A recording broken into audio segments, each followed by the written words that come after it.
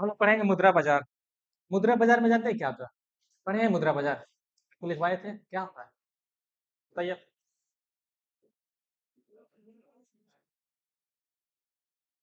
कल बोले थे ना, होमवर्क दिए थे ना कल। क्या?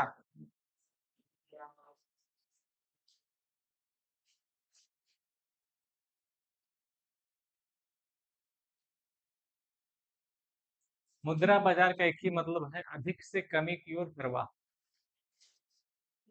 कंपनी जो है, जहां धन की प्रवाह कम समय में ज्यादा अधिक से कमी की ओर प्रवाह करे। प्रवाह मतलब समझ रहे हैं? जाना। कम समय में जहां पर जिसके पास धन अधिक है, तो कहीं और पलायन करना, समझ लो। अधिक से कमी की ओर जाना। एक अल्पकाल का टाइम क्या होता था पता है? कितना? एक साल तक। एक साल से कम। एक साल से कम। तो ये लिखिएगा यहाँ पर। मुद्रा बाजार में आप थोड़ा सा, उसके बाद फिर आपको सारा डायग्राम दिखाएंगे। मुद्रा बाजार। हाँ। मुद्रा बाजार। मुद्रा बाजार। मुद्रा बाजार। मुद्रा बाजार, जहाँ धन का प्रवाह, जहाँ धन का प्रवाह। हाँ, उस मुद्रा बाजार हेडिंग दीजिए। देखिए, जहाँ धन का प्रवाह,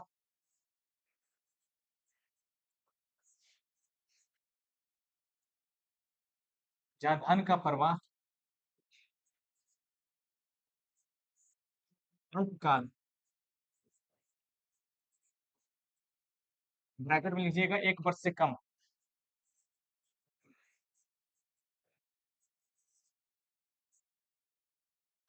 एक वर्ष से कम। हम्म। जहाँ धन का प्रवाह अल्पकाल में 1 वर्ष से कम, अधिक से कमी की ओर जाता है।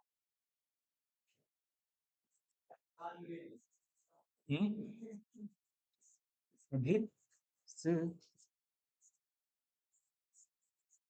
कमी की ओर जाता है।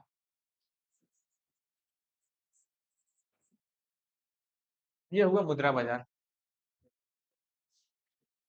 मुद्रा बाजार में प्रतिभूति शामिल होता है क्या? पढ़ करके नहीं आए? जो बोला वो तो सुनने, दिमाग में गया, सुनने में, कान में तो आया होगा ना।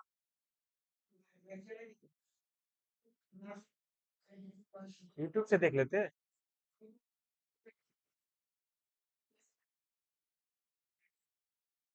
ऑब्जेक्टिव ही देख लेते। हम्म। लिखिएगा, यहाँ पे लिखिएगा थोड़ा सा आपको। मुद्रा बाजार दो प्रकार का होता है।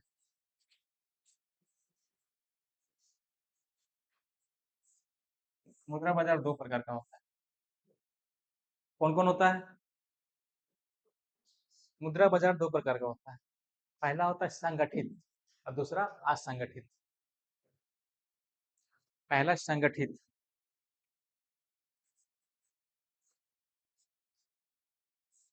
दूसरा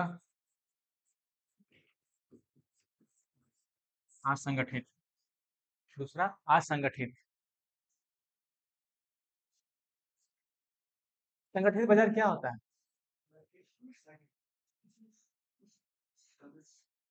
संगठित, आपको पढ़ाए थे आपको। फर्स्ट याद कीजिए, फर्स्ट चैप्टर। फर्स्ट चैप्टर के संगठित क्षेत्र बताए थे, असंगठित क्षेत्र बताए थे। संगठित क्षेत्र में उस टाइम बताए थे, पहला चैप्टर याद कीजिए, कि जहाँ सारी सरकारी सुविधा उपलब्ध हो। कोई मातृत्व अवकाश, विदेश के ने पूछा था मातृत्व अवकाश क्या हो। सरकारी काम नहीं, जो यानी कि मेटरनिटी लीव हो, पैटर्निटी लीव हो, काम का घंटा तय हो, जहाँ पर 8 घंटा करना है। और बहुत, हाँ, पीएफ मिलता हो, ईपीएफ मिलता हो। हाँ, संगठित क्षेत्र बताया था ना। यहाँ पर लिखिएगा संगठित क्षेत्र का विनियामक, यहाँ पर आरबीआई होगा। यहाँ पर लिखिएगा इसका संगठित क्षेत्र का विनियामक, लिखिएगा संगठित बाजार, संगठित बाजार, संगठित बाजार, संगठित बाजार वह बाजार होता है जिसका नियामक, जिसका नियामक, जिसका नियामक आरबीआई होता है, जिसका नियामक आरबीआई होता है, जिसका नियामक आरबीआई होता है। एग्जाम्पल में लिखना हो तो बैंक, कोई भी बैंक। एक एनबीएफसी का नाम सुना है आपने? एनबीएफसी, हाँ NBFC, non banking financial corporation. हाँ, एचडीएफसी तो बैंक है ना, हम बोले नॉन बैंकिंग फाइनेंशियल कारपोरेशन। और स्मॉल फाइनेंस बैंक के नाम सुने हैं, जो जो इंश्योरेंस देता है उसका नाम सुने हैं? वो तो एक बैंक है ना, इंश्योरेंस कंपनी जो देती है, जैसे टाटा एक बैंक नहीं है लेकिन इंश्योरेंस कराती है वो। और फिर आपको small finance bank, Mahindra finance bank finance करती है, वो भी तो एक बैंक की तरह काम करता है ना। तो नॉन बैंकिंग फाइनेंशियल कारपोरेशन आगे आएगा आपको। यहाँ पर एग्जाम्पल में लिखिएगा, एग्जाम्पल में लिखिएगा बैंक, हाँ कोई बैंक, और लिखिएगा NBFC, NBFC bank, NBFC, NBFC का फुल फॉर्म होता है non banking financial corporation.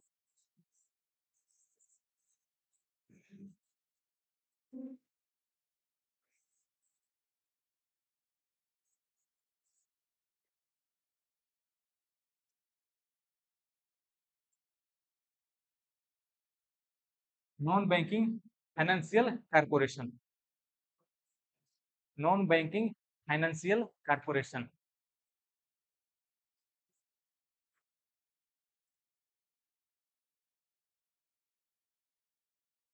Non banking financial corporation. देखिएगा फिर असंगठित बाजार,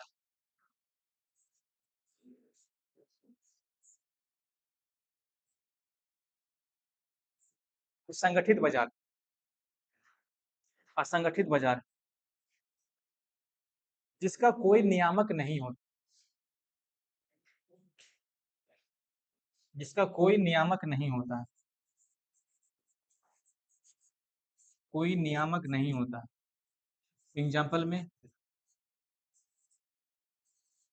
साहूकार महाजन,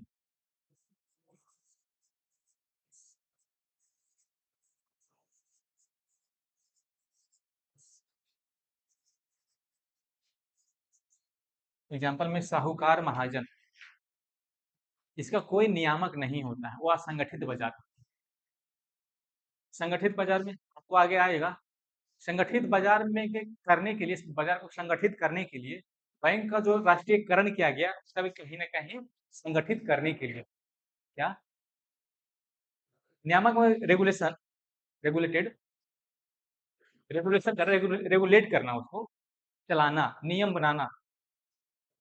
नियामक मतलब नियम समझ लो, नियम बनाना। जैसे इसका संगठित बाजार का सारे नियम कौन बनाता है? आरबीआई।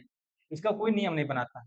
आप गांव जाओ, गांव या शहर में भी कहीं कहीं आपको मिलेगा देखने के लिए कि आपको पैसे की जरूरत पड़ेगा तो किसके पास जाइएगा?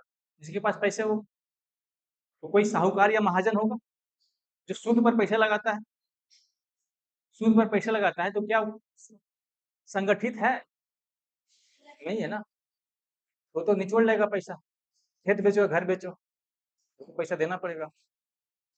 और कितना इसी में बहुत माले माल हो गया। मेरे गांव का एक एग्जांपल है मेरे सामने, हम उसको देखते हैं अभी भी।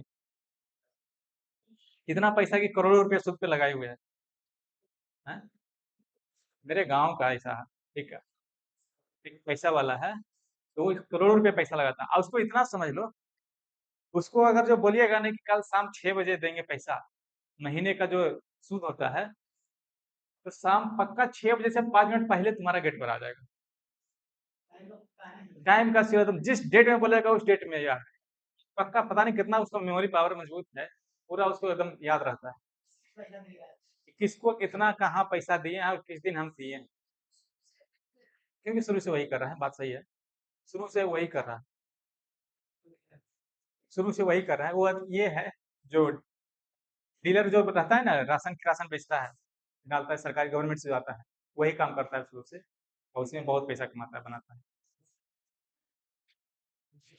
राशन नहीं मिलता तो इसमें हम क्या कर सकते हैं? हम दे सकते हैं। आपको तो गवर्नमेंट के जो प्रोसेस से आपको जाना पड़ेगा। ज्यादा पैसे वाला होंगे तो आपको कैसे मिलेगा? ये तो भाई गरीबों के लिए। देश में 80 करोड़ जनता गरीब है, आप 80 करोड़ में नहीं आते हैं, हैं? जो 80 करोड़ में आता है उसको है ना, आपको मिलता होगा।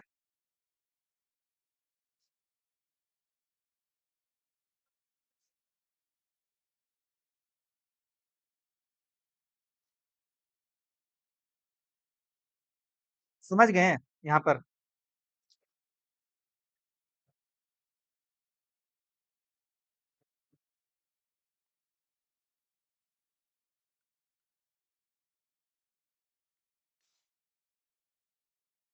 हेलो।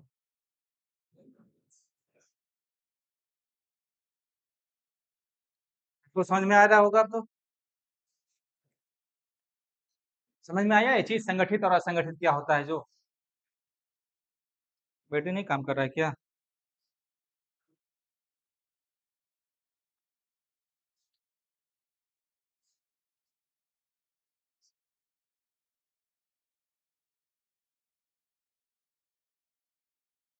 दूसरा लिखिएगा पूंजी बाजार।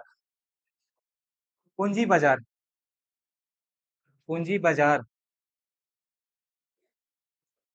माइक में आवाज नहीं जा रहा है ना? पूंजी बाजार। दूसरा लिखिए पूंजी बाजार।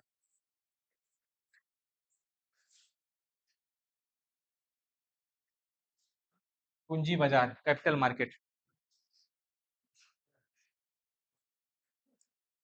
यहाँ क्या होता है? सेम वही है, लेकिन यहाँ जो है सिर्फ दीर्घकाल है, वहाँ अल्पकाल था, यहाँ दीर्घकाल है। हाँ, हाँ, 1 साल से ऊपर। इसका टाइम लिमिट है नहीं है।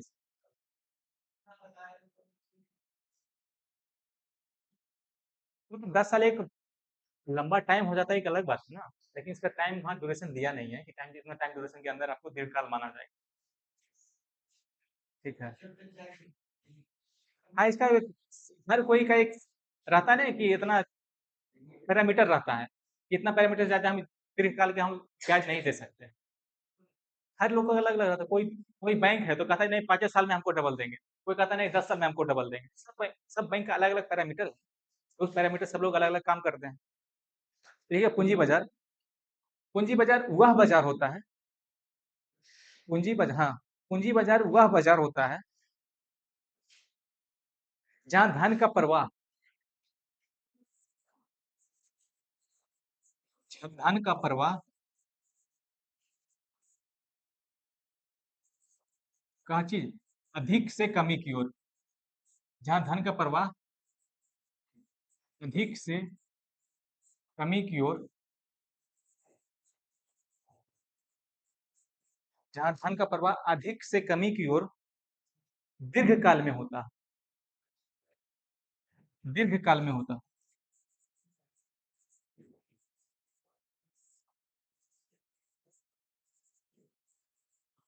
दीर्घकाल में होता, दीर्घकाल में होता। ठीक। ब्रैकेट में लिखिए 1 वर्ष से अधिक, 1 वर्ष से अधिक।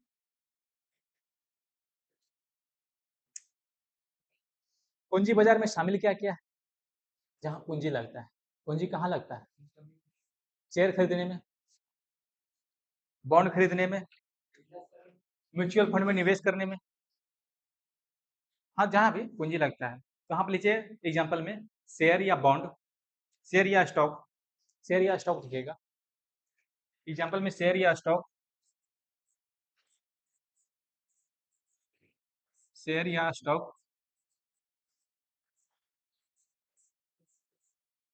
बॉन्ड या डिवेंचर, बॉन्ड या डिवेंचर, बॉन्ड या debenture, mutual fund,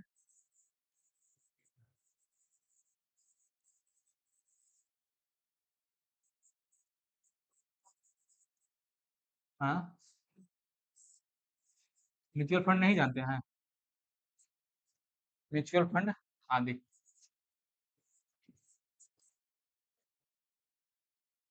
mutual fund ऐसे तो हम बता ही देंगे, हमको लगता है टाइम कम है इसलिए थोड़ा-सा स्किप करते हैं इस चीज़ को। आप गूगल पे जाइएगा, म्यूचुअल फंड के बारे में बहुत छोटा-छोटा वीडियो मिलेगा, 10 मिनट, 20 मिनट का वीडियो, देख लीजिएगा, आपको ज़्यादा समझ में आ जाएगा। जैसे हम कहिएगा, हम बता देंगे, हमको बताने में कोई दिक्कत है नहीं, बस लगेगा 5-7 मिनट लगेगा उसमें एक्स्ट्रा टाइम। ठीक है, देख लीजिएगा, ज़्यादा बेटर मिल जाएगा आपको। म्यूचुअल फंड में होता है, जैसे शेयर खरीदते हैं तो एक कंपनी से खरीदते हैं। अब म्यूचुअल फंड में निवेश करते हैं ना, तो 20-25 कंपनी एक बार में खरीदा जाता है। इसलिए वहाँ पर पैसा डूबने के चांसेस कम हो जाता है, म्यूचुअल फंड में। बस यही एगो सबसे बड़ा पॉइंट यही है। आपके एक बार मान लीजिए ₹100 शेयर खरीदे, ₹100 10 कंपनी में बढ़ गया शेयर हो। आप कोई स्पेसिफिक कंपनी से खरीदते हैं शेयर, तो क्या होता है, उसमें डूबा तो डूबा, होगा, पैसा गया। म्यूचुअल फंड में डूबने के चांसेस बहुत कम होते हैं। इसलिए सब लोग, आजकल जो लोग हैं, वो म्यूचुअल फंड में ज़्यादा निवेश करते हैं, बजाय एलआईसी और जैसे बीमा कंपनियों में जमा करने से बेहतर मानते हैं कि म्यूचुअल फंड में जमा किया जाए। वहाँ पर बढ़ते घटते रहता है, लेकिन एलआईसी से ज़्यादा वहाँ बेनिफिट दे देता है अभी भी। हाँ, हाँ, जितना कंपनी एक म्यूचुअल फंड में आप जितना कंपनी में निवेश करना चाहते हैं, वहाँ पर जो एजेंट रहता है उसका, वो आपको सारा सब कुछ बताएगा कि म्यूचुअल फंड में निवेश कीजिए। आपको ऑनलाइन मोबाइल से आपको उतना नॉलेज है आपके पास, तो अपना खुद कुछ सब कुछ मोबाइल से अपना इन्वेस्ट कर सकते हो वहाँ पर म्यूचुअल फंड में। इतना कंपनी 20 कंपनी सेलेक्ट किए और 20 कंपनी में अपना निवेश कर रहे हैं, इन्वेस्ट कर रहे हैं। ठीक है? तो वहाँ पर डूबने के चांसेस कम होता है। मान लीजिए 5 कंपनी डूबेगा, लेकिन फिर भी 15 कंपनी तो उग रहा है ना। ये होता है म्यूचुअल फंड में निवेश करने का तरीका। इसलिए जो पढ़े-लिखे लोग हैं, एलआईसी में नहीं जमा करके म्यूचुअल फंड में लोग जमा करते हैं। म्यूचुअल फंड नाम सुना होगा, एक राहुल गांधी। राहुल गांधी ऐसे लोग म्यूचुअल फंड में निवेश करते हैं। म्यूचुअल फंड में निवेश करते हैं। उसका कोई बड़ा नेता आता है ना, उसका एफिडेविट देखो। एफिडेविट का हिंदी में क्या कहते हैं? एफिडेविट को हिंदी में क्या कहते हैं? शपथ पत्र। शपथ पत्र कहते हैं। कई जगह और हलफनामा भी कहा देते हैं इसको, और हिंदी में जाएँगे तो। शपथ पत्र लिखिएगा। कभी एफिडेविट कराए हैं? हैं? हाँ, कहीं भी तो शपथ पत्र लिखा रहेगा हिंदी में, एफिडेविट, जिसको सम्राट चौधरी की भाषा में एफिडेविट कहते हैं। नहीं,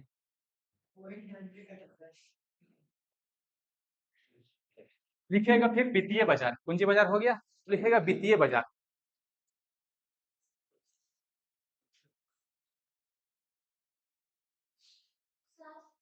हुँ,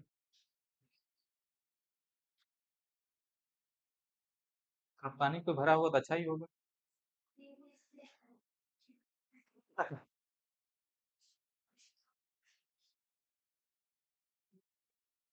वित्तीय बाजार हो गया ना? वित्तीय बाजार नहीं लिखवाए थे? अच्छा, वित्तीय बाजार पहले ही लिखवाना था, भूल गए। वित्तीय बाजार,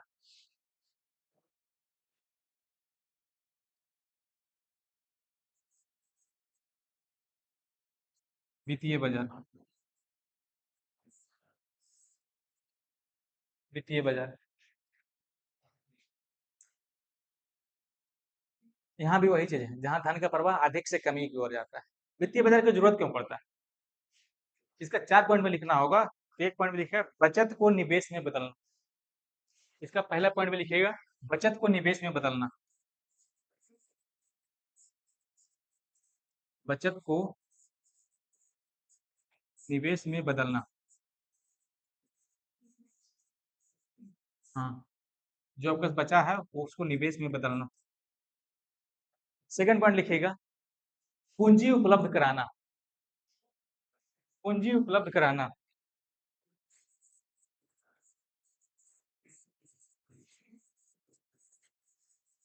पूंजी उपलब्ध कराना। थर्ड पॉइंट में आ जाएगा आपका तरलता प्रदान करना। तरलता, लिक्विडिटी, तरलता प्रदान करना। चौथा में फिर आ जाएगा आर्थिक विकास।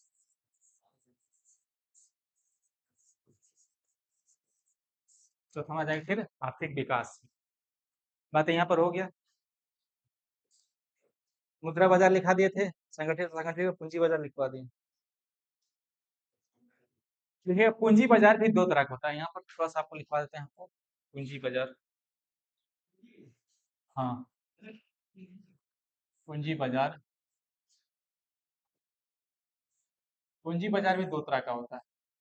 ठीक, पूंजी बाजार दो तरह का होता है, प्राथमिक बाजार, द्वितीयक बाजार। हाँ, तो लिखिए, हेडिंग डाल दीजिए, क्या दिक्कत। पूंजी बाजार तो वही है ना, उसका डिफिनेशन तो वही रहेगा ना।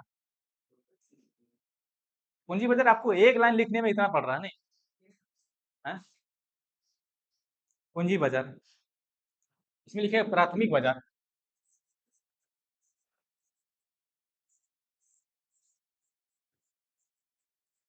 प्राथमिक बाजार, द्वितीयक बाजार।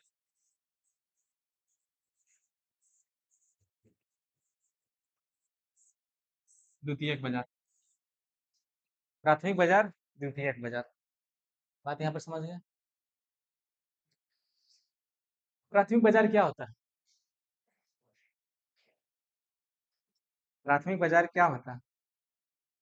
प्राथमिक बाजार में ही आपको आईपीओ पढ़ना मिलेगा। एफपीओ प्राथमिक बाजार में मिलेगा, राइट इशू प्राथमिक बाजार में मिलेगा, प्राइवेट प्लेसमेंट प्राथमिक बाजार में मिलेगा। यानी कि गैर सूचीबद्ध कंपनी पहली बार अगर कोई लिस्टेड होता है, खरीदता है, उसको आईपीओ कहते हैं। देखो यहाँ पे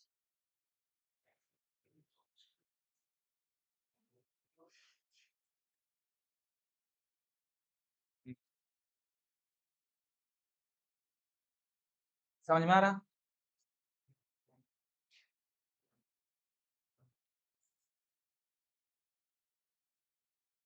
समझ में आ रहा?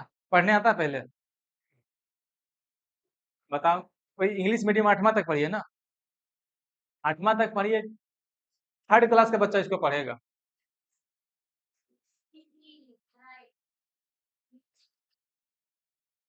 ठीक, समझ में आ रहा है ना बातें आपको? देखिए आप यहाँ पर कोई अगर आईपीओ स्टार्ट करता है, यहाँ पर आईपीओ स्टार्ट करें, picking the right merchant banker, filing the application with SEBI. यानी कि सबसे पहले पिक करेगा, पिकिंग मतलब क्या होता है? चुनना, चुनना। Filing the application with SEBI, यानी सेबी में एप्लीकेशन करेगा, एप्लीकेशन करेगा, फिर submitting red hiring prospectus on the offer document, यानी कि ऑफर डॉक्यूमेंट को रेड हायरिंग करेगा, फिर get the approval from SEBI, approval उसको सेबी जो उसको अप्रूवल देगा, फिर अपना रोड शो करेगा।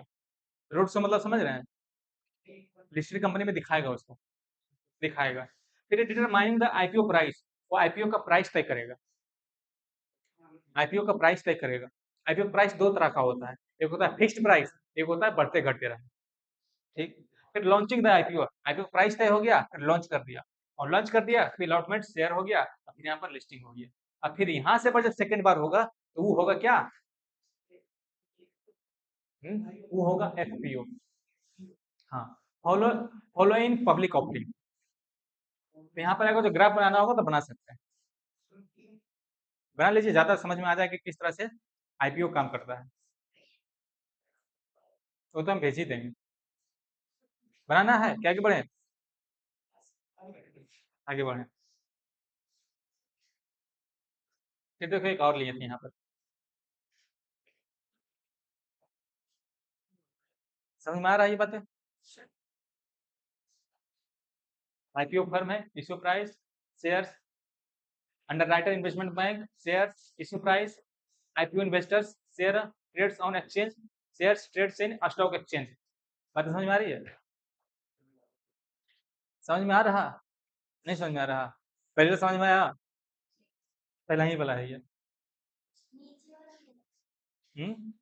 आईपीओ इन्वेस्ट करेगा ना, देखो इसका निवेश करने देखो आपको बताते हैं यहाँ पर।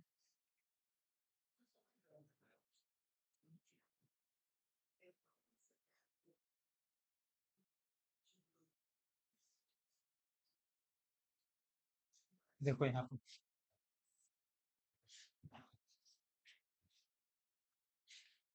देखो अब समझ में आया? आईपीओ का डायग्राम देखो, आईपीओ कंपनी को धन चाहिए, समझ में आया बात है? अब इसको डायग्राम बना लो आप। ये बना लो, ये वाला डायग्राम बना लो, समझ में आ जाएगा बातें, कभी कॉपी देखिए समझ में आ जाएगा बातें।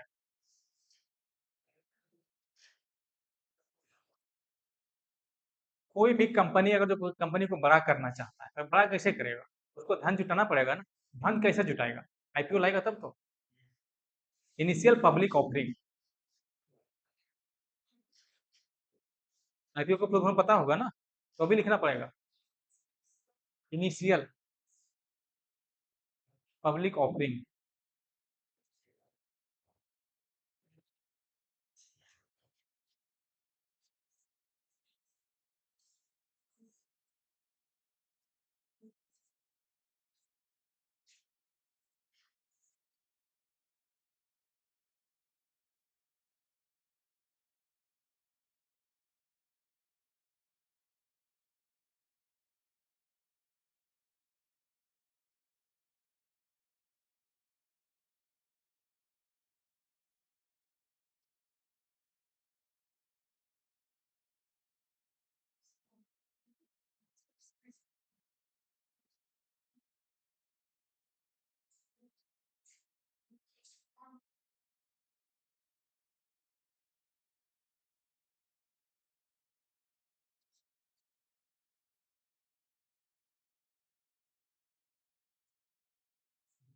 लिखा गया।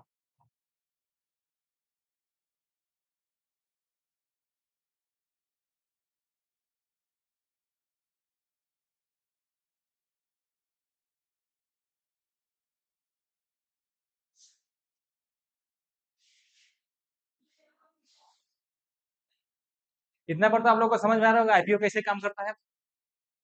हाँ, हो गया ना। अब कोई भी आईपीओ पूछेगा तो समझ में आ जाएगा नहीं आईपीओ क्या होता है।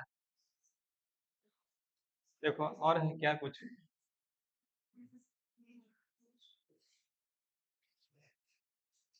देखो एक और एग्जांपल लिए, एफपीओ वाला, ये देखिए। एफपीओ समझ में आ रहा है? आईपीओ बता दें, ये देखो एफपीओ है। एफपीओ, आईपीओ के बाद एफपीओ जो आता है वो देखो। मान लीजिए एबीसी लिमिटेड कोई कंपनी है। ठीक, एबीसी लिमिटेड कोई कंपनी है। 2022 में आईपीओ लाया, शेयर बाजार में लिस्ट हो गया। आईपीओ लाया, शेयर बाजार में लिस्ट हो गया। क्या अब कंपनी को फिर उसको बड़ा करना है, नया लाना है कुछ, कंपनी को ब्रॉड लेवल पे जाना है, नेशनल मल्टीनेशनल लेवल पर जाना है, तो नया प्लान लगाने के लिए क्या कर्ज कम के लिए, बिजनेस बढ़ाने के लिए कंपनी को फिर से जनता को शेयर बेचनी पड़ेगा। जब फिर से बेचेगा तो उसको क्या बोलेंगे? FPO, follow in public offering. हाँ,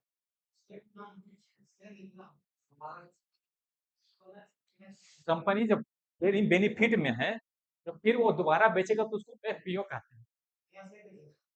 चार मान ले जाए कि एक कंपनी है, एक्स नाम का एक कंपनी है। हाँ, वो एक बार लिस्टेड हो गया ना, वो बेनिफिट में है ना, डूबा नहीं ना है। बेनिफिट में है तब तो विस्तार करना चाह रहा है कंपनी को। जब बेनिफिट रहेगा तब तो विस्तार करेगा कंपनी को, और हमको ज्यादा पूंजी चाहिए तो ज्यादा सब कुछ चाहिए। अडानी जो है इतनी बड़ी शेयर कैसे लाता है? रिलायंस इतनी बड़ी शेयर कैसे लाता है? एसबीआई इतनी बड़ी शेयर कैसे लाता है? उसको हर बार जरूरत पड़ती है, उसको शेयर खरीदने के लिए पैसे की उसको जरूरत पड़ती है। अलग अलग प्रोडक्ट का नहीं, मान लीजिए फिजिक्स वाला नाम सुना है ना, फिजिक्स वाला आईपीओ लाया था। क्या आईपीओ चला उसका? डूब गया आईपीओ, नहीं चल पाया। तो क्या दोबारा आईपीओ नहीं लाया तो फिर एफपीओ में जाएगा वो? नहीं जा पाएगा ना।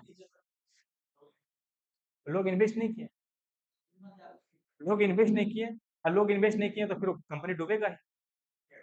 हाँ, कंपनी डूबा नहीं, उसके पास तो इतना बैकअप ऑप्शन था कि कई बार होता है कि सारा सब कुछ लगा देता है कंपनी आईपीओ लाने के लिए, अब कुछ नहीं बिकता है तो कंपनी धरातल पे चल जाता है ना, दिवालियापन का शिकार हो जाता है। उतना बैकअप था, कितना कितना 14-16 हजार करोड़ का मालिक है वो, अलग पांडे।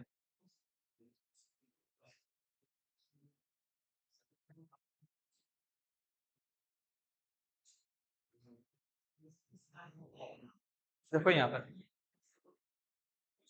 समझ में आया, ये वाला देखो समझ में आ रहा है ये। आईपीओ और एफपीओ का संबंध। कंपनी शुरू में आईपीओ लाती है, स्टॉक मार्केट में लिस्ट होती है, फिर बाद में शेयर जारी करते हैं, उसे एफपीओ कहते हैं। बातें समझ में आ रही है? आईपीओ और एफपीओ में तब बिल्कुल अब कोई क्लियर क्लस्ट हो गया होगा। कहीं कोई दिक्कत है अभी तक? कोई समझ में आया? कोई ऐसा कुछ है समझ में नहीं आया? लगता नहीं समझ में आया आपको। समझ में आया? सही बात, ईमानदारी से बोलिएगा। आ गया ना?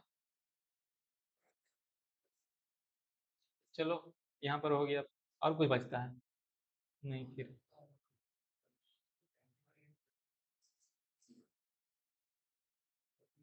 कंपनी अनलिस्टेड प्राइमरी मार्केट में। अनलिस्टेड मतलब गैर सूचीबद्ध कंपनी। गैर सूचीबद्ध कंपनी किसमें आता है? आईपीओ में। आईपीओ में फिर सेकेंडरी मार्केट में कहाँ जाएगा लिस्टिंग? इन्वेस्टर इतना है, फिर स्टॉक एक्सचेंज में लिस्टेड हो गया, लिस्टेड हो गया सेकेंडरी मार्केट में, यहाँ 4 गो। बात समझ में रही ना? आईपीओ और एफपीओ में इतना अंतर बता दिया। चलिए अब आगे लिखिए अब।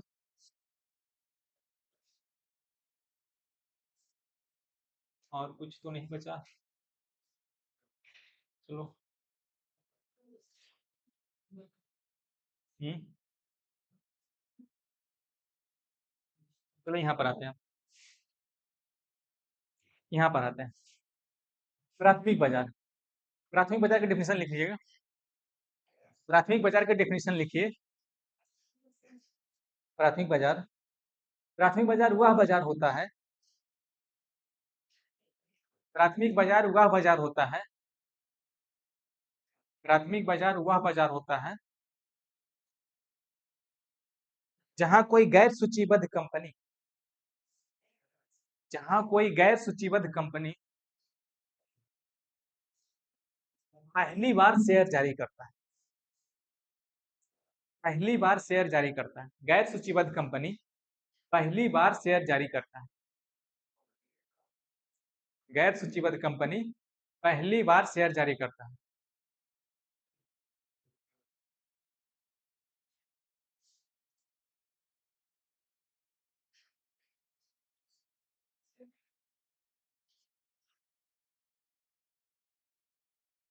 पहली बार शेयर जारी करता है। किसी में आता है, एक कंपनी आती है।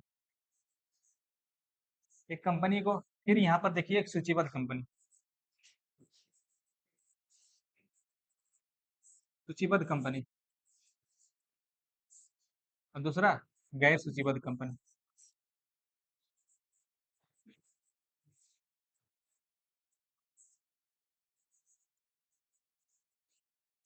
गैर सूचीबद्ध कंपनी।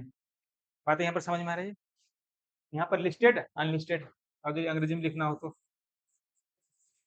लिस्टेड, यहाँ पर अनलिस्टेड, यहाँ पर अनलिस्टेड। बात तो समझ में आ रही है? अब आता है मुद्रा बाजार की प्रतिभूति। हम्म। सूचीबद्ध कंपनी लिखवा दें?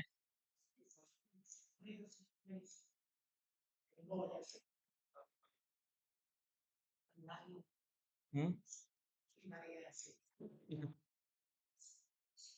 सूचीबद्ध कंपनी बता दिए कि आप सूचीबद्ध कंपनी प्राथमिक में आएगा। सूचीबद्ध कंपनी गैर सूचीबद्ध, गैर सूचीबद्ध आईपीओ, सूचीबद्ध एफपीओ या स्टॉक लाएगा वो। शेयर मार्केट में जो लाएगा उसको सूचीबद्ध कंपनी बोलेंगे। यानी सूचीबद्ध सेबी में जो सूचीबद्ध हो गया, एप्लीकेंट हो गया, सेबी ने उसको एक्सेप्ट कर लिया। सेबी 2 तरह का होता है, पता है? हम्म। चलिए आगे आएगा ग्राफ में। सूचीबद्ध में सेबी जो लिस्टेड करता है उसी पर स्टॉक जारी करता है। स्टॉक निफ्टी 50 का नाम सुने हैं? निफ्टी 50। हाँ, स्टॉक 50 कंपनी निफ्टी 50। फिर आता है स्टॉक, उसमें 30 कंपनी होता है। बॉम्बे स्टॉक एक्सचेंज नाम सुने हैं ना? बॉम्बे स्टॉक एक्सचेंज में 30 कंपनी लिस्टेड होती है और निफ्टी 50 में 50 कंपनी लिस्टेड होती है। तो ये हेडिंग दीजिए सेबी। क्या? द्वितीयक बाजार। द्वितीयक बाजार सेबी लिखो, उसके बाद लिखाते हैं। सेबी के बाद उसमें सब, हाँ, सेबी के बाद समझ में आएगा जितना अच्छे से। आप, हम सारा कुछ आपको सही डायग्राम में लेके चल रहे हैं। सेबी लिखो, उसके बाद द्वितीयक बाजार लिखाएंगे। प्राथमिक बाजार तो आप मना कर दिए, प्राथमिक बाजार नहीं लिखवाना। तो द्वितीयक बाजार लिख पाएंगे ना?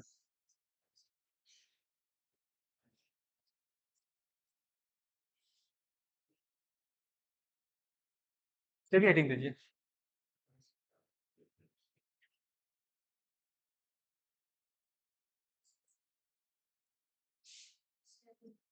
हाँ, सेबी। सेबी का फुल फॉर्म क्या होता है, बताइए तो। हाँ। हाँ। हम्म।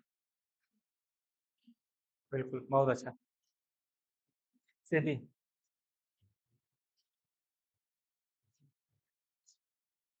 लिखिएगा, उसका सब कुछ लिखा हुआ है, सेबी तो कई बार लिखवा दिए हैं। लिखिएगा इसको। यह पूंजी बाजार का नियामक होता है। यह पूंजी बाजार का नियामक होता है। यह पूंजी बाजार का नियामक होता है। यह पूंजी बाजार का नियामक होता है, जिसकी स्थापना जिसकी स्थापना कब हुई, बताइए तो आप लोग।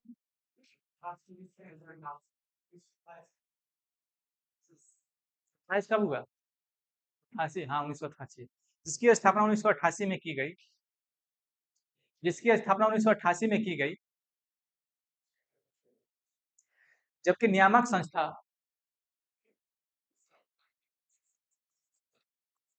जबकि नियामक संस्था 1992 में बनाया गया।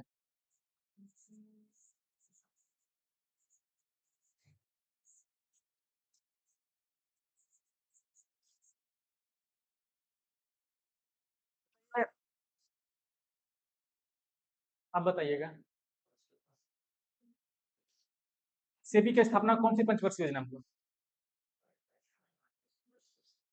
हम्म।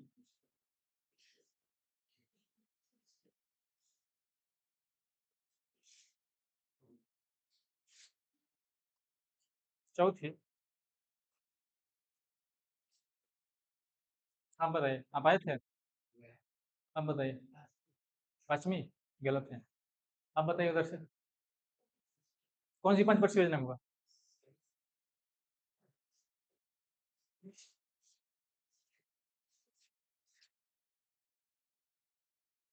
कोई जोड़ने वाली बात है, हम क्या बताएं। 51 से 56 पहली।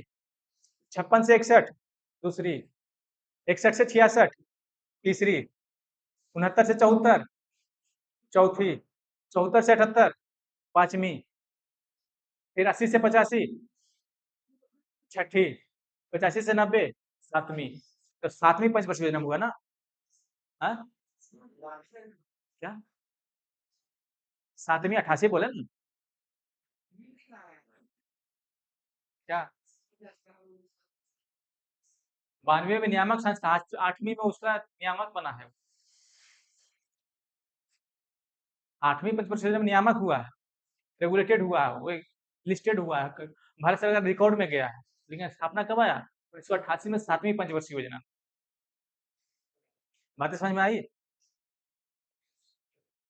याद है? पंचवर्षीय योजना याद है? कौन से कब तक चला?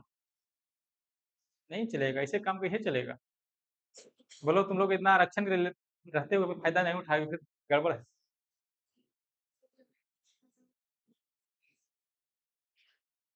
चलिए, हो गया ना? 1992 में हो गया। इसका मुख्यालय कहाँ है? मुंबई। ये तो नहीं लिखवाना पड़ेगा, मुख्यालय मुंबई। प्राथमिक बाजार में शामिल क्या है, ये भी लिखवाना पड़ेगा। IPO, FPO, right issue placement, private placement, इसे लिखाना पड़ेगा ना? ये नहीं लिखवाना पड़ेगा, छोड़ दीजिए। यहाँ पर आएगा, क्वेश्चन नहीं आएगा। लिखिएगा द्वितीयक बाजार। हाँ, द्वितीयक बाजार, हाँ। द्वितीयक बाजार। द्वितीयक बाजार।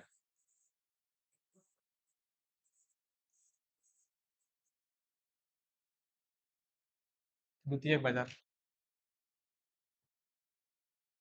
द्वितीयक बाजार। प्राथमिक बाजार में विक्रय प्राथमिक बाजार में विक्रय किए गए शेयर को प्राथमिक बाजार में विक्रय किए गए शेयर को दोबारा क्रय विक्रय के लिए, दोबारा क्रय विक्रय के लिए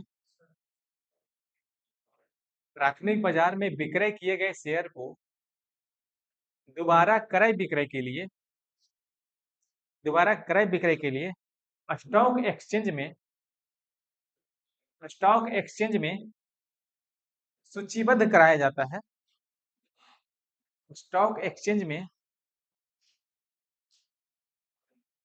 दोबारा क्रय विक्रय के लिए, दोबारा क्रय विक्रय के लिए स्टॉक एक्सचेंज में सूचीबद्ध कराया जाता है, सूचीबद्ध कराया जाता है, उसे द्वितीयक बाजार कहते हैं। सूचीबद्ध कराया जाता है उसे द्वितीयक बाजार कहते हैं।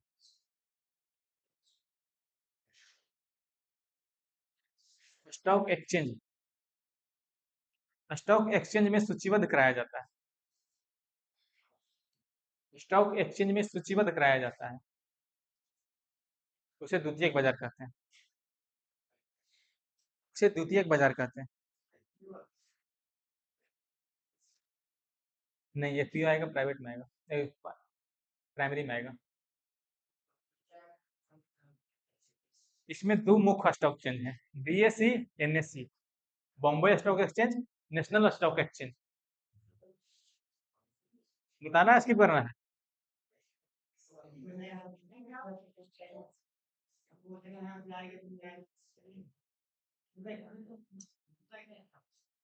एग्जाम में कभी कभी पूछ लिया तो अलग बात है, ऐसे यहाँ से पूछता नहीं। वनडे एग्जाम में बीपीएससी में पूछ सकता है, अलग बात है, बाकी ऐसे वनडे एग्जाम में बिहार पुलिस, बिहार दरोगा तक ही समझ छोड़ देना। अब लिखिएगा,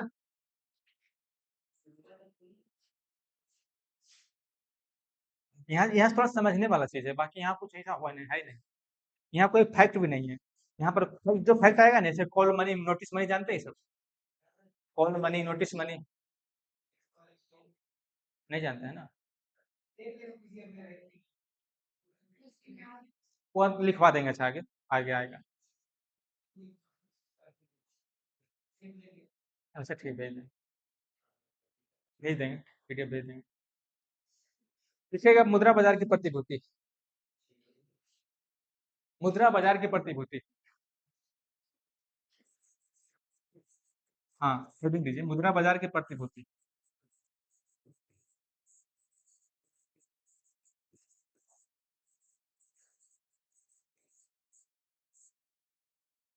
मुद्रा बाजार की प्रतिभूति, मुद्रा बाजार की प्रतिभूति। इसमें रेपो प्रतिभूति पता है? रेपो, रेपो प्रतिभूति, रिवर्स रेपो प्रतिभूति, कोष पर। रेपो प्रतिभूति क्या होता है ना,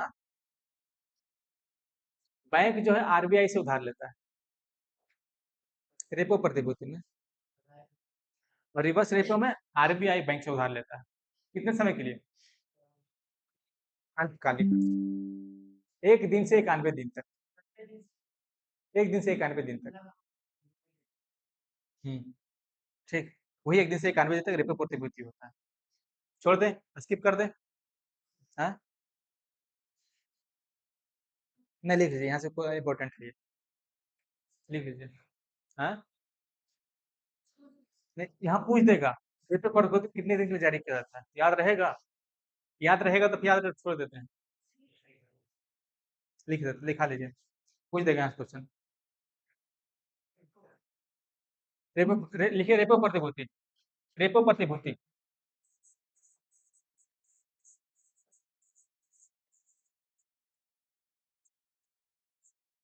रेपो प्रतिभूति, रेपो प्रतिभूति, रेपो प्रतिभूति के माध्यम से, रेपो प्रतिभूति के माध्यम से बैंक आरबीआई से अल्पकालिक उधार लेता है। रेपो प्रतिभूति के माध्यम से बैंक आरबीआई से अल्पकालिक उधार लेते हैं, अल्पकालिक उधार लेते हैं, ब्रैकेट में एक दिन से 91 दिन तक, एक दिन से 91 दिन तक उधार ले सकते हैं।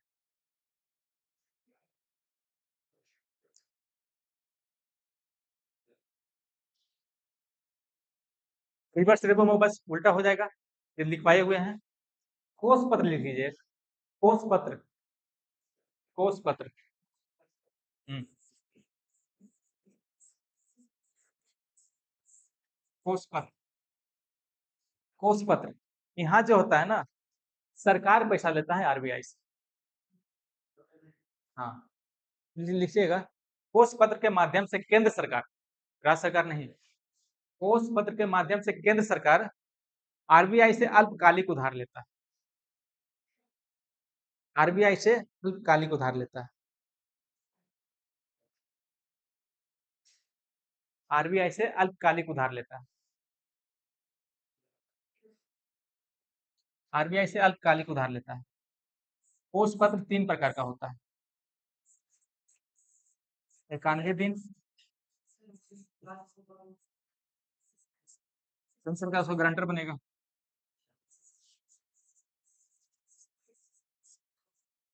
कोष पत्र 3 प्रकार का होता है, 91 दिन, 182 दिन, 364 दिन। ठीक है ना? लिखना लिख लीजिए। कोष पत्र 3 प्रकार के होता है, 91 दिन, 182 दिन, 364 दिन। अब आते हैं call money. Call money, call money. जब बैंक बैंक से उधार लेता है उसको बोलते हैं कॉल मनी। हाँ, अभी एक दिन के लिए लेता है, एक ही दिन के लिए उधार मिलता है उसको, और उसका ब्याज बहुत महंगा होता है। बताया था ना? ये उसको बोलते हैं कॉल मनी। लिखिएगा कॉल मनी, हेडिंग दीजिएगा call money, call money,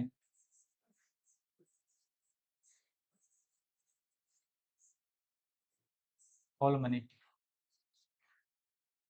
call money लिखिएगा।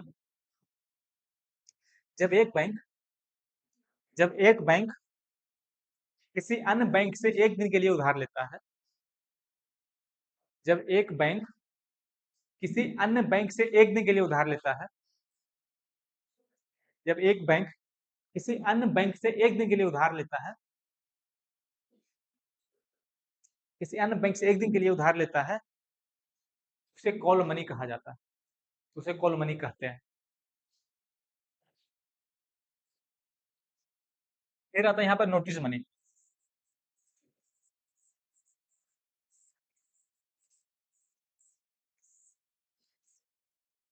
नोटिस मनी सेकंड में दीजिएगा, notice money, notice money, notice money. यहाँ पर एक दिन से 14 दिन तक उधार लिया जाता है। हाँ, एक दिन से 14 दिन तक। तो लिखिएगा, जब एक दिन से अधिक, एक दिन से अधिक, एक दिन से अधिक, अधिकतम 14 दिन के लिए,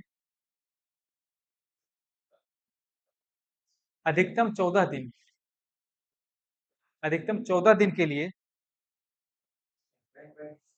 हाँ उसी में बस, एक दिन से अधिक, अधिकतम 14 दिन के लिए, जब एक दिन से अधिक, अधिकतम 14 दिन के लिए उधार लेती है, उधार लेती है, तो उसे नोटिस मनी कहा जाता है, नोटिस मनी। यहाँ ब्याज दर अधिक होता है, लिखवाने की जरूरत तो नहीं।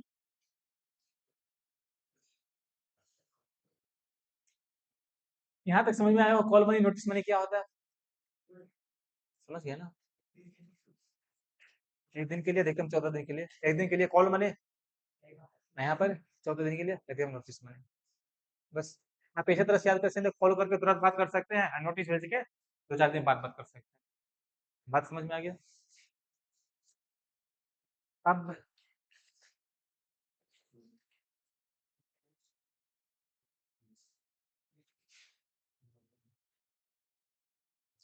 Certificate of deposit, commercial bills, ये सब उतना आएगा नहीं। हेडिंग दीजिएगा बैंकिंग, बैंकिंग हेडिंग देकर फिर छोड़ दीजिएगा, इसमें थोड़ा सा फैक्ट है, इसमें फैक्ट थोड़ा है। बैंकिंग। बैंकिंग हटी देके छोड़ दीजिएगा। हैं? हाँ।